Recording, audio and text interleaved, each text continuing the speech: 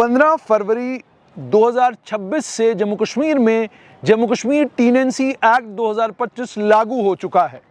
यानी वो कानून जिस कानून के तहत अब आप अपना मकान या अपनी दुकान या अपनी कोई भी प्रॉपर्टी अगर किराए पर देते हैं तो किराया नामा बनाने के बाद आपको वो किराया नामा ज़िले के डिप्टी कमिश्नर के दफ्तर में जमा कराना होगा और वहाँ पर किराएदार की भी और आपकी भी मुकम्मल जानकारी अब ज़िला के कमिश्नर के पास रहेगी। ये ज़रूरी इसलिए है क्योंकि इस कानून को लेकर Jammu Kashmir high court bar association Jammu ने हड़ताल भी की थी और ये भी कहा था कि अगर सरकार ने इस कानून के अंदर संशोधन नहीं किया तो हम इसके खिलाफ ज़बरदस्त आंदोलन करेंगे। लेकिन सरकार ने जैसा ये कानून पास हुआ था वैसा ही इस कानून को 15 फरवरी 2026 से लागू कर दिया है। यानी आज के बाद आप कोई भी प्रॉपर्टी अगर किराए पर लेते हैं, आप किसी के घर में किराएदार हैं, आपने दुकान किराए पर ली है, आपने ज़मीन किराए पर ली है या आपने दुकान या आपने मकान किराए पर लिया है, अब जम्मू कश्मीर टीनेंसी एक्ट 2025 के तहत आपको किरायानामा बनाना होगा और वो किरायानामा अब ऑर्डिनरी डॉक्यूमेंट नहीं होगा। उसके लिए बाज़ाब्ता एक सैंपल दिया गया है, उस किरायानामा को आपने फिलअप करना है और भरने के बाद उसमें जितनी भी फॉर्मेलिटीज़ कही गई हैं वो पूरा करके आपने उस किरायानामा को डिप्टी कमिश्नर के दफ्तर में ऑनलाइन डिपॉजिट करवाना है। ये कानून लागू हो चुका है। मतलब साफ तौर पर ये कि अब 15 फरवरी के बाद कि कोई भी प्रॉपर्टी अपनी जब आप किराए पर देते हैं या ऑलरेडी आपने अगर कोई प्रॉपर्टी किराए पर दे दी हुई है तो अब वो जम्मू कश्मीर टीनेंसी एक्ट 2025 के तहत उसमें मामला होगा। यानी अब आपका किराया बढ़ाना, किराया कम करना, अपने किराएदार के घर में किसी भी वक्त घुस जाना, अपने किराएदार को तंग करना, परेशान करना, ये तमाम चीज़ें अब टीनेंसी के कानून के तहत गवर्न होंगी और अगर आप ऐसा करेंगे तो आप पर कानूनी कार्रवाई भी होगी। दोबारा से बता दूं आप तमाम लोगों को, ये पूरी वीडियो आगे देखिएगा जिस वीडियो में मैंने तफसीलन बताया है कि जम्मू कश्मीर टीनेंसी एक्ट 2025 के तहत अब आपको क्या करना है। इस वक्त जानकारी इतनी ही कि जम्मू कश्मीर टीनेंसी एक्ट 2025 15 फरवरी 2026 से लागू हो चुका है। किराएदार और मालिक मकान, अमूमन जम्मू कश्मीर में ये होता था कि आप किराए पर किसी जगह को लेते, आप एक रेंट एग्रीमेंट बनवाते और उस रेंट एग्रीमेंट की बुनियाद पर मालिक मकान और किराएदार का रिश्ता तय हुआ करता था और अगर कोई झगड़ा हो जाता तो उस झगड़े के निपटारे के लिए अलग अलग कानूनों का इस्तेमाल किया जाता था। लेकिन जम्मू कश्मीर की सरकार ने जम्मू कश्मीर टीनेंसी एक्ट 2025 इस कानून को पास कर दिया है। इस कानून को लेफ्टिनेंट गवर्नर मनोज सिन्हा की स्वीकृति मिल गई है। उन्होंने इस बिल के ऊपर अपनी मोहर लगा दी है और अब ये कानून बन चुका है और इस कानून के तहत अब डिस्ट्रिक्ट के डेवलपमेंट कमिश्नर यानी आपके ज़िले के डिप्टी कमिश्नर रेंट अथॉरिटी हैं या वो तय करेंगे रेंट अथॉरिटी कौन होगा और अब मालिक मकान और किराएदार के बीच में जो रिश्ता है वो कानून की रूह से रिश्ता रहेगा। और कानून अब क्या है? कानून अब ये है कि अब आप जब अपना मकान या अपनी दुकान आप रहने के लिए किसी को मकान दे रहे हैं या किराए पर आप अपनी दुकान दे रहे हैं, वो अब जम्मू कश्मीर टीनेंसी एक्ट 2025 में कवर होता है। यानी ये जम्मू कश्मीर सरकार की पहली उपलब्धि है ये कानून। इस कानून के तहत अब मालिक मकान को इख्तियार नहीं है कि वो किराए पर जिस किराएदार को उसने किराए पर अपना घर दिया है, फ्लैट दिया है, दुकान दी है, बिना नोटिस के मालिक मकान अब किराएदार के अपने ही मकान के अंदर नहीं घुस सकता। यानी किराएदार के मकान में अब मालिक मकान नहीं घुस सकता। और इस नए कानून के तहत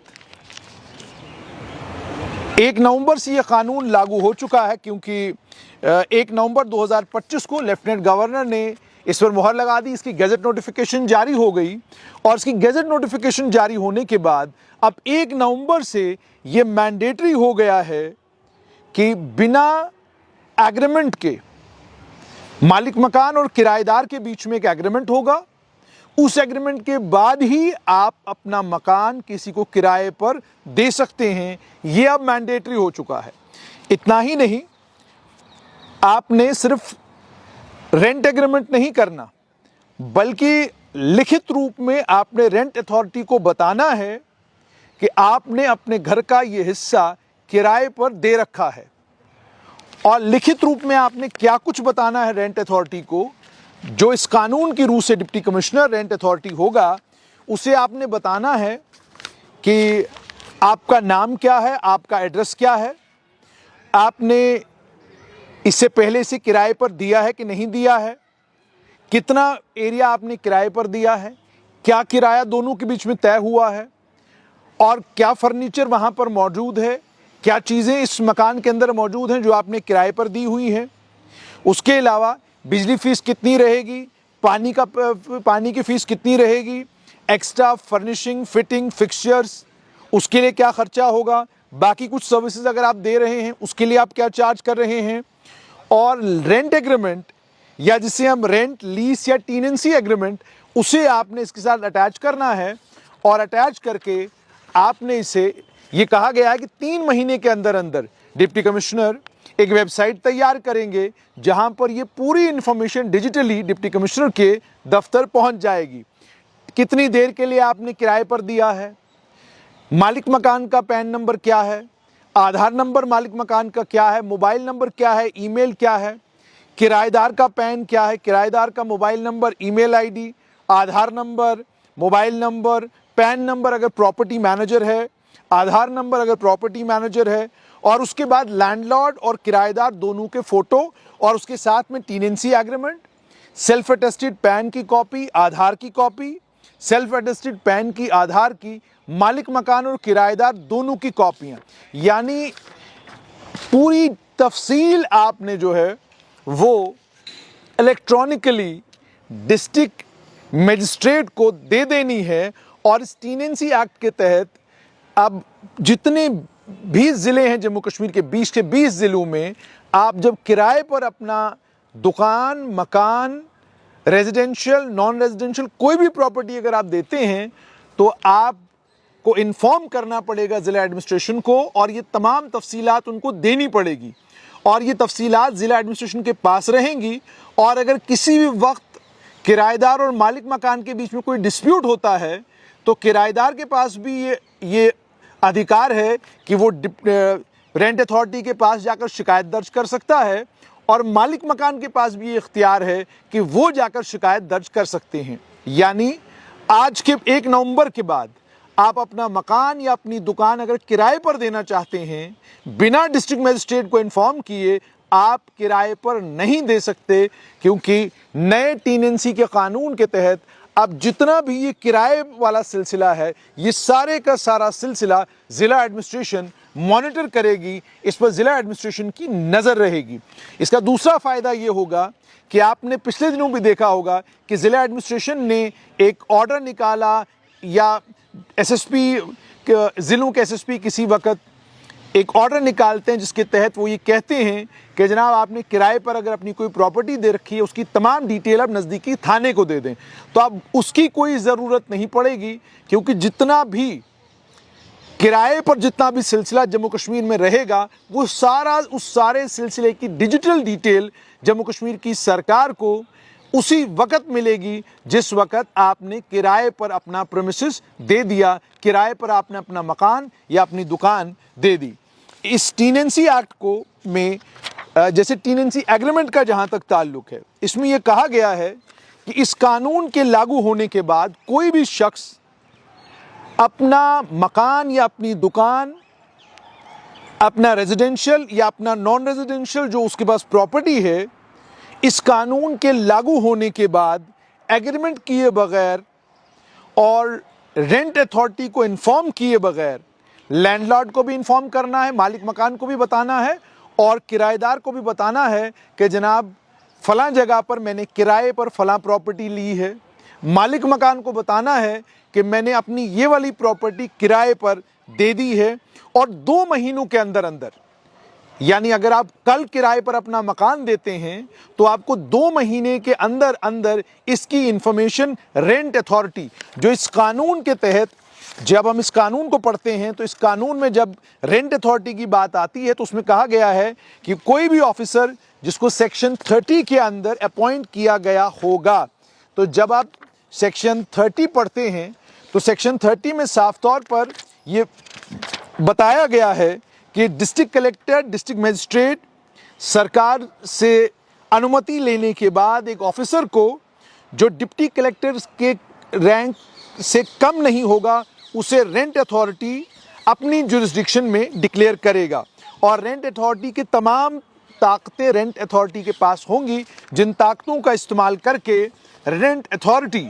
इंश्योर करेगी कि ना ही मालिक मकान के हुकूक गस्ब हो और ना किराएदार को परेशानी का सामना करना पड़े। उसके बाद रेंट कोर्ट एस्टैब्लिश किए जाएंगे। डिस्ट्रिक्ट कलेक्टर या डिस्ट्रिक्ट मजिस्ट्रेट के पास ये इख्तियार होगा कि सरकार से अप्रूवल लेने के बाद वो एडिशनल डिस्ट्रिक्ट मजिस्ट्रेट को या एडिशनल कलेक्टर को या इसके बराबर के रैंक का जो अफसर होगा उसे रेंट कोर्ट वो लगाया करेंगे इस एक्ट को अमलावर बनाने के लिए, इस एक्ट को कामयाब बनाने के लिए। रेंट ट्रिब्यूनल का जहाँ तक ताल्लुक है वो हाई कोर्ट की जुरिस्डिक्शन में वो सिलसिला रहेगा। हुकूमत हाई कोर्ट के साथ इस पर बात करेगी और एक डिस्ट्रिक्ट जज को या एडिशनल डिस्ट्रिक्ट जज को रेंट ट्रिब्यूनल हर ज़िले में नियुक्त किया जाएगा, नॉमिनेट किया जाएगा और उसके बाद रेंट कोर्ट और रेंट ट्रिब्यूनल अपना अपना काम करेंगे। यानी अगर आपके मामले का निपटारा रेंट कोर्ट में नहीं होता तो आप रेंट ट्रिब्यूनल के दरवाजे पर दस्तक दे सकते हैं। अब आइए बात करते हैं कि जब आप किराए पर अपना मकान 1 नवंबर के बाद देंगे तो आपको क्या करना है। पहली बात तो ये कि आपको एक एग्रीमेंट बनाना है लिखित रूप में। उसके बाद लैंडलॉर्ड, ये किराएदार और मालिक मकान के बीच में जो एग्रीमेंट होगा,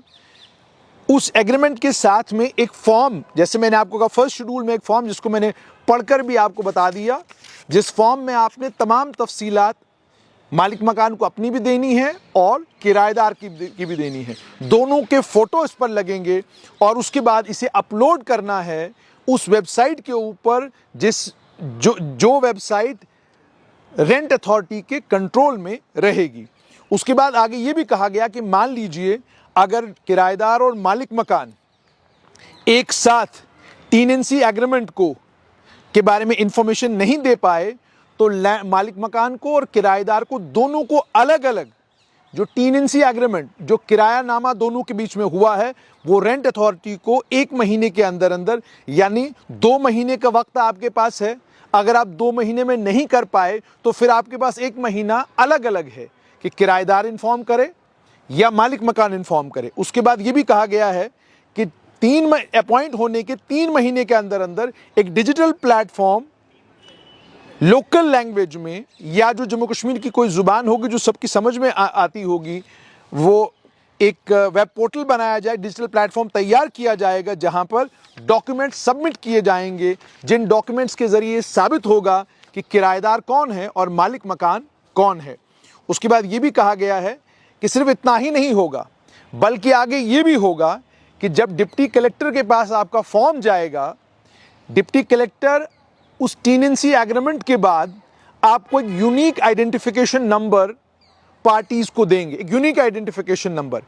यानी आपका फॉर्म वहां पर सबमिट हो गया, सबमिट होने के बाद एक यूनिक आइडेंटिफिकेशन नंबर जनरेट होगा जो आपकी पहचान होगी कि ये आपका नंबर है, इस नंबर के तहत ये वाला प्रीमाइसेस जो है वो किराए पर दिया गया है, ये मालिक मकान है और ये किराएदार है, ये तफसील उसमें रहेगी। उसके बाद टेनेंसी एग्रीमेंट की जो डिटेल्स होंगी वो वेबसाइट में अपलोड कर दी जाएंगी 7 दिन के अंदर अंदर जब ये इंफॉर्मेशन मिलती है। उसके बाद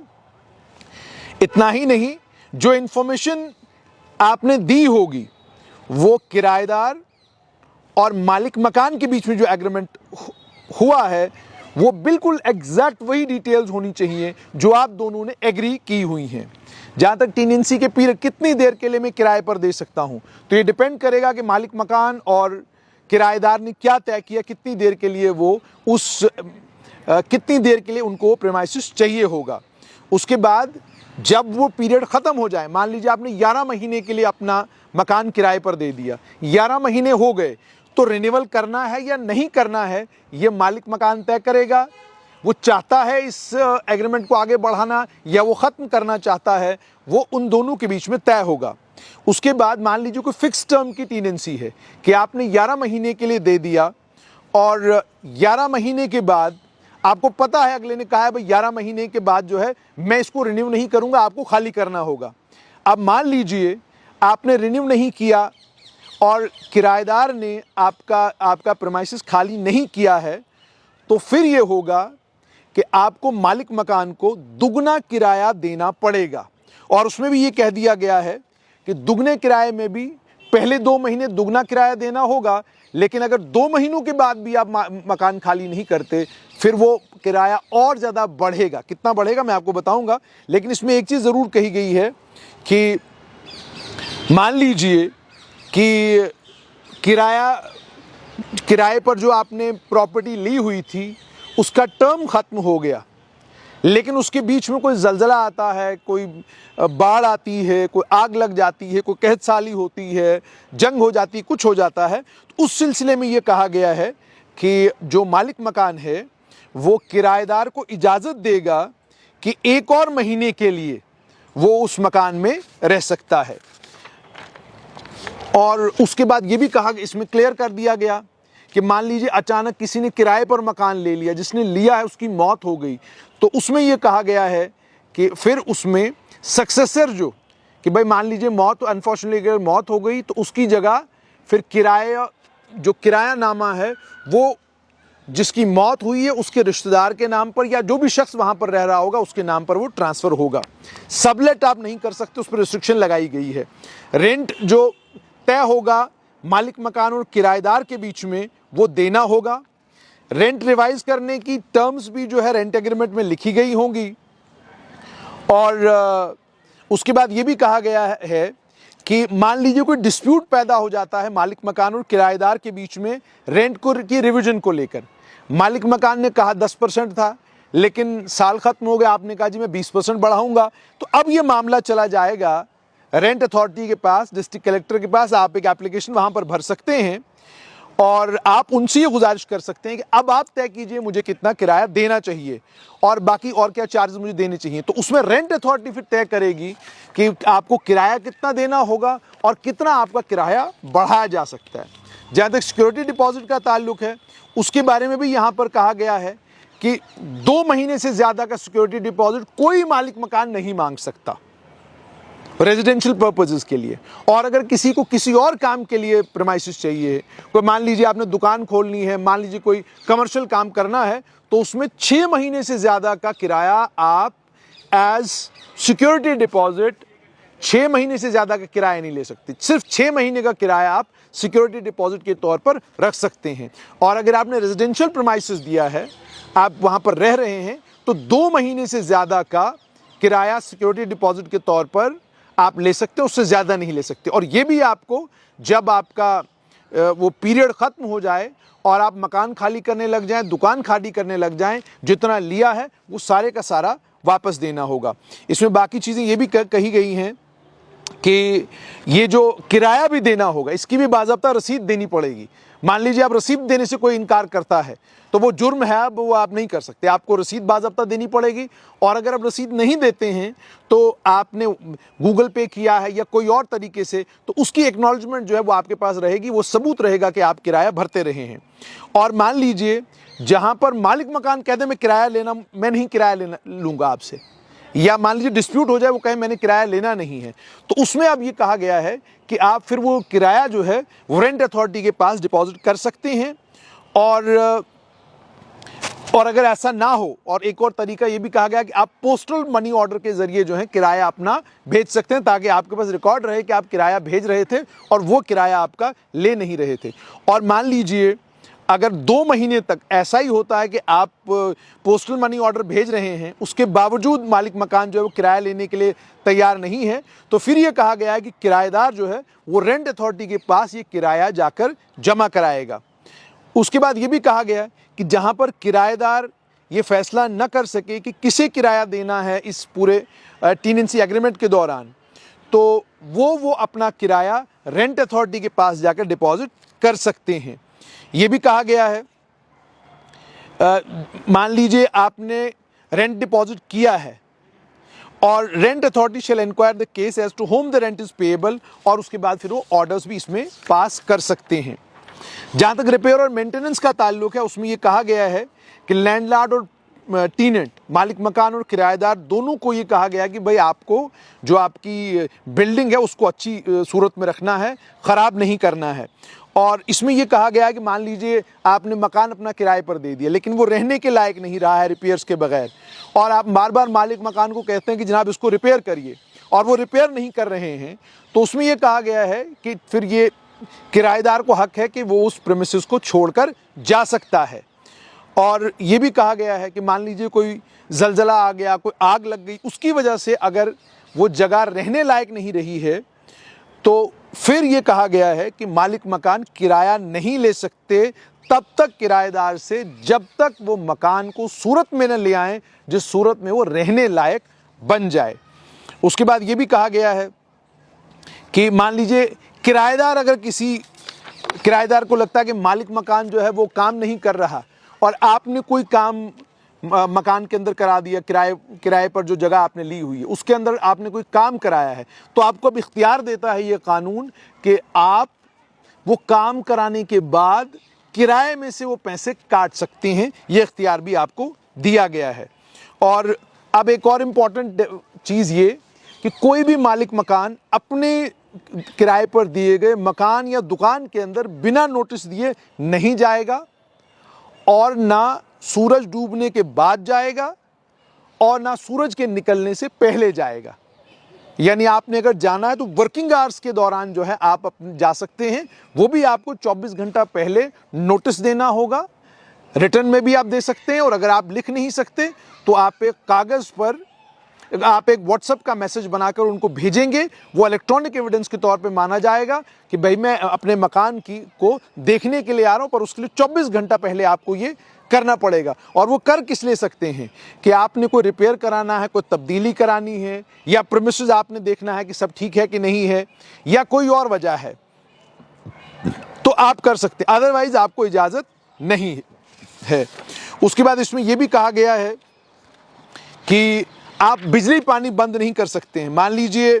आपने बिजली पानी बंद किया तो अब किराएदार के पास वो इख्तियार है कि वो डिप्टी कमिश्नर के पास जाकर आपकी शिकायत कर सकता है, और डीसी आपके घर में आकर देख सकता है, रेंट अथॉरिटी किसी को नियुक्त कर सकता है, जाके देखिए, इंस्पेक्ट करिए कि क्या वाकई बिजली पानी जो है वो बंद किया गया है। और उसके बाद अगर पाया यह गया कि आपने बिजली पानी जो है वो ज़बरदस्ती बंद किया है, तो इसमें यह कहा गया है कि 2 महीने का जो किराया है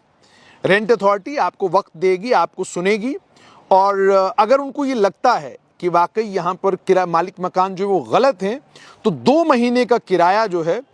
उस शख्स को देना पड़ेगा, उस शख्स को जिसकी उसने बिजली पानी बंद करके रखा है। यानी अगर आपने अब अपने किराएदार का बिजली पानी बंद कर दिया डेलिबरेटली, जानबूझकर, और ये साबित हो गया, तो 2 महीने का किराया कॉम्पेंसेशन के तौर पर आपको अपने किराएदार को देना पड़ेगा। उसके बाद ये भी इसमें कहा गया है कि आपने बेबुनियाद बातों के ऊपर अपने किराएदार को तंग किया है, तो इसमें भी ये रेंट अथॉरिटी को इख्तियार दे दिया गया है कि जितना किराया होगा एक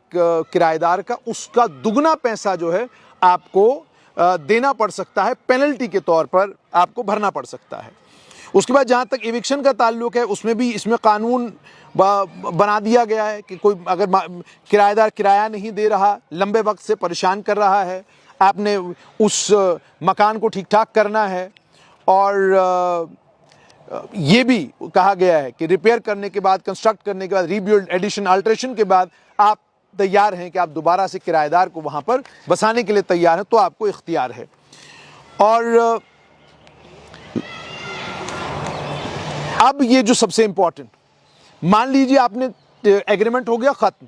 अब आप कह रहे हैं किराएदार से भाई खाली करो, वो नहीं खाली कर रहा है, तो इसमें ये कहा गया है कि पहले 2 महीने रेंट एग्रीमेंट के ख़त्म होने के बाद पहले 2 महीने उसका किराया डबल होगा,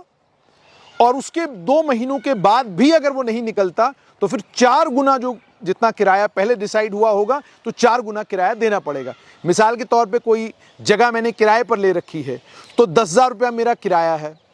मेरा एग्रीमेंट खत्म हो गया, उसके बाद ऑटोमेटिकली मुझे 20-20 हज़ार 2 महीने तक देना है। उसके बाद भी अगर मैं खाली नहीं कर रहा तो फिर वो 4 गुना बढ़ेगा, यानी जिस प्रीमिसेस का किराया 10,000 था मुझे 80,000 रुपया जो है वो देना पड़ सकता है। उसके बाद जब आपने वापस ले लिया तो आपको जो है जो एडवांस रेंट दिया गया था सिक्योरिटी के तौर पर आपको, वो आपको फौरन वापस करना है। तो ये तमाम ताकतें जो हैं वो दे दी गई हैं और रेंट अथॉरिटी यानी यूँ समझ लीजिए कि मार्च से पहले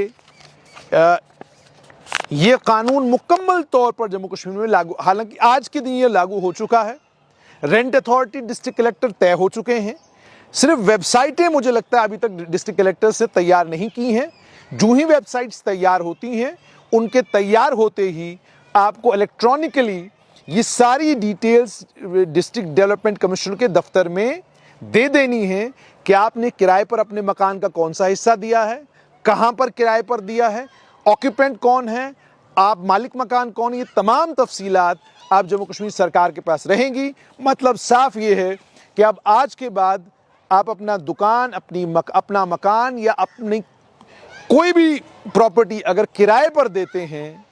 तो अब किराएदार के पास वो तमाम हकूक आ गए हैं, तमाम ताकतें आ गई हैं, जिन ताकतों के ज़रिए अब किराएदार को मालिक मकान से परेशान होने की ज़रूरत नहीं है। इसी तरीके से मालिक मकान को भी किराएदार से खौफ खाने की या डरने की कोई ज़रूरत नहीं है, क्योंकि अब आप जिस वक्त किराए पर देंगे उसी वक्त आप आधार कार्ड लेंगे, उसी वक्त आप पैन नंबर और तमाम तफसीलात जो हैं वो आप उनसे लेंगे और ये रेंट एग्रीमेंट अब डिस्ट्रिक्ट कलेक्टर की नज़र में रहेगा। तमाम डिटेल्स आपकी प्रॉपर्टी को लेकर भी डिस्ट्रिक्ट कलेक्टर की नज़र में रहेंगी। इसका फ़ायदा ये भी होगा कि अब आप जितनी भी अपनी प्रॉपर्टीज़ किराए पर देंगे उसका किरायानामा जब तैयार होगा वो डिस्ट्रिक्ट कलेक्टर के पास जाएगा, वहाँ एक डाटा पूल तैयार होगा जिसके ज़रिए ये पता चलेगा फ़लाँ शख्स की कितनी प्रॉपर्टी है, कितनी किराए पर है, उससे कितना किराया आ रहा है। तो ये इनकम टैक्स डिपार्टमेंट को भी मदद करेगा, ये अन्य कई और विभागों को मदद करेगा ये पता करने में कि कितने लोग ऐसे हैं जिनके पास बेनामी प्रॉपर्टीज़ हैं और जो बेनामी प्रॉपर्टीज़ को जब किराए पर देते हैं वो आर्जी एक किरायानामा करते हैं जिसका कोई रिकॉर्ड कहीं पर नहीं होता है। अब एक पक्का किरायानामा होगा, एक पक्का रिकॉर्ड होगा जो हर समय सरकार के पास रहेगा और सरकार को इख्तियार रहेगा कि वो उस इंफॉर्मेशन का इस्तेमाल ये जानने के लिए कि आपके पास कितनी प्रॉपर्टीज़ हैं, आपने कितनी किराए पर देकर रखी हैं, कितना किराया आप वसूल रहे हैं और कितना किराया वसूल कर आप सरकार को क्या बता रहे हैं कि आपके पास कितनी प्रॉपर्टीज़ हैं, ये तमाम तफसीलात रहेंगी। साथ में ये भी कि आप किराए पर मकान देना जम्मू कश्मीर में थोड़ा कठिन इसलिए होगा क्योंकि अब आप कानून से बंधे रहेंगे।